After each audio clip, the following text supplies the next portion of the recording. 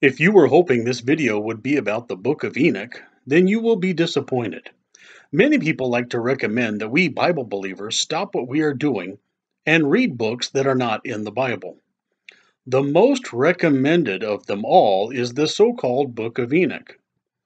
And they will point to a verse in Jude which says, "And Enoch also, the seventh from Adam, prophesied of thee, saying, Behold, the Lord cometh with 10,000s of his saints."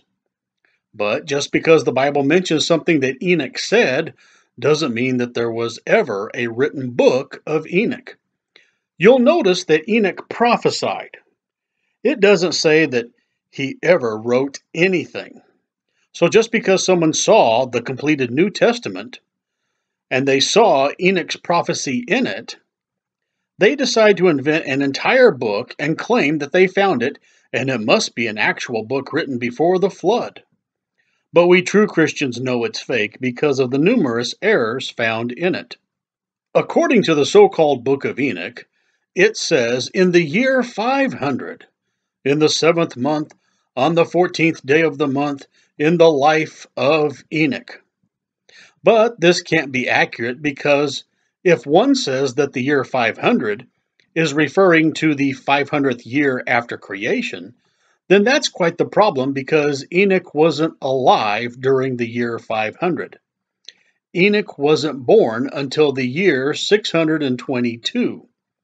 And it can't be talking about the 500th year of Enoch's life because Enoch only lived 365 years on the earth before God took him to heaven. The so-called Book of Enoch also incorrectly states that Methuselah was born when Enoch was 165 years old. But they messed that up as well because he was just 65, not 165. And that's just two examples of how pathetic this so-called book is.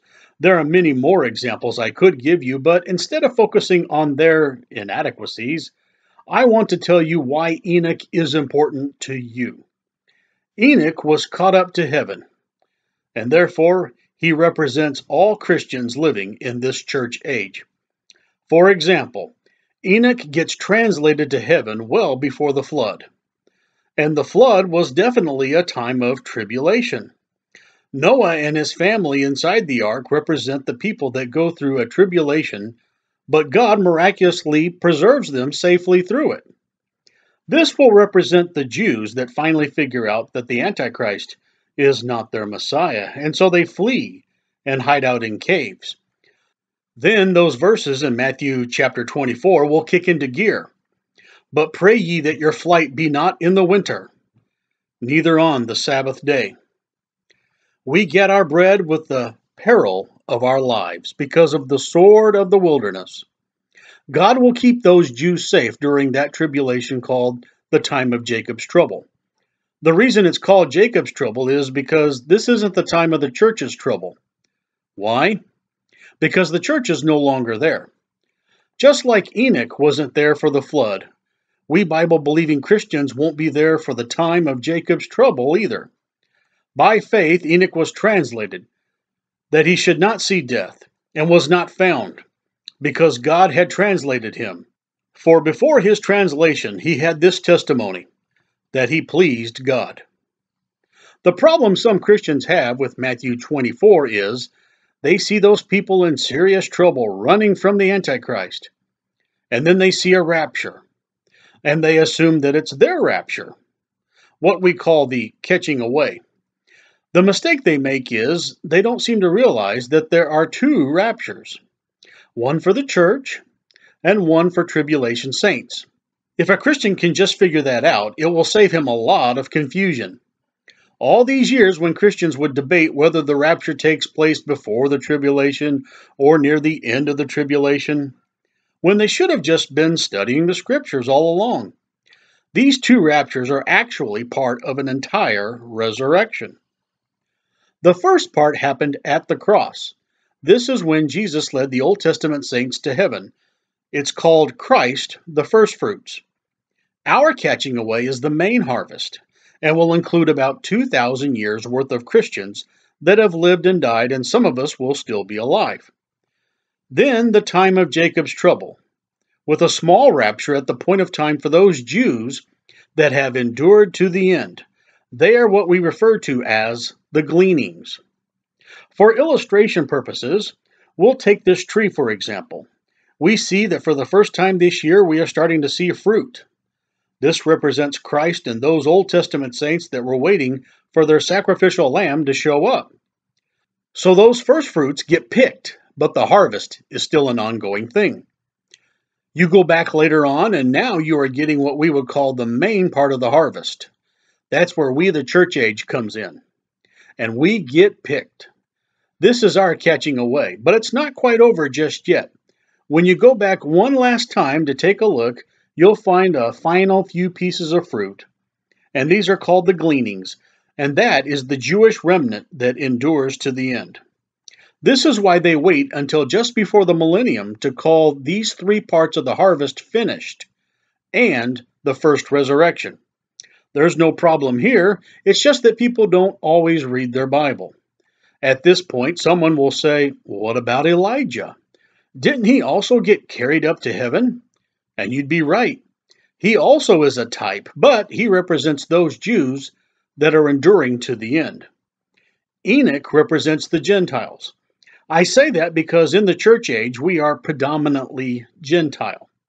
The Apostle Paul told us that blindness, in part, is happened to Israel. That doesn't mean that a Jew can't get born again today, but it's extremely difficult for them because they don't accept our New Testament. So that makes the average Christian coming out of the former Gentile category. And Enoch is a Gentile. He has to be. He was living in a time when there weren't any Jews on the whole planet. The Jews start with Abraham, Isaac, and Jacob, and technically not even until Jacob's children. Whereas Elijah is a Jew, and he represents the remnant at the end of Jacob's trouble. And our rapture takes place before the gleanings, just as Enoch was caught up before Elijah. Since both Enoch and Elijah have not died, many people think that they will be the two witnesses that show up in the book of Revelation. And they get that from this verse in the Bible. Hebrews 9:27. It is appointed unto men once to die. But that's what we call a general rule. Yes, you have an appointment with death, but God can interrupt that and see to it that you don't keep your appointment. And not everyone will. Just as everyone that is caught up, we ourselves won't have to come back down to earth and die. Lots of people didn't keep their appointment to die once. What about Lazarus? He didn't keep his appointment to die once. Did Jesus foul up by bringing him back to life? No, he didn't. But now Lazarus ends up dying twice. In 2 Kings chapter 13, some bad guys were invading and some Israelites had to bury a dead body real quick. So they hurriedly threw the body onto the bones of Elisha the prophet, and the dead body came back alive. So he didn't make his appointment to die once either. In Luke chapter 7, Jesus interrupts a funeral of the widow's son, and now that guy didn't keep his appointment to die only once. In Acts chapter 9, Peter prays that Dorcas would come back to life, and she does. Now, I'm not going to bother listing all of these, as I'm sure you get the picture by now. Dying once is not a good enough reason to bring Enoch and Elijah back down to earth. What you end up having is three representations. Enoch will represent people that never died. That's the people that are still alive and get caught up to heaven.